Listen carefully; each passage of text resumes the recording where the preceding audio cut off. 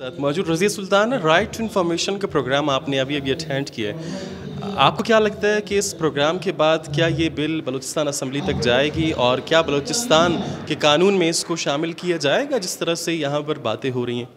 अस्सलाम वालेकुम। सबसे पहले मैं बलूचिस्तान न्यूज़ नेटवर्क का तहे दिल से मशकूर हूँ कि इसने मुझे मौका दिया और हर दफ़ा मुझे मौका देता है, क्योंकि मैं बहैसियत ख़ुद यहाँ पे जो एक डिबेट स्पीच और कंपटीशन हुई थी राइट टू इन्फॉर्मेशन के हवाले से अमंग द यूथ्स, तो वहाँ पे मैं जज भी थी।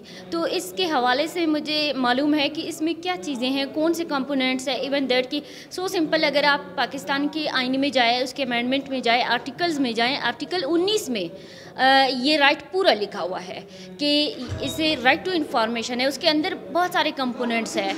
ये सारी चीज़ें एक शहरी का हक़ है कि उसको ये हक़ मिलनी चाहिए। इवन दैट पाकिस्तान के 3 सूबे हैं, जहाँ पंजाब है, खैबर पख्तूनख्वा है और सिंध है।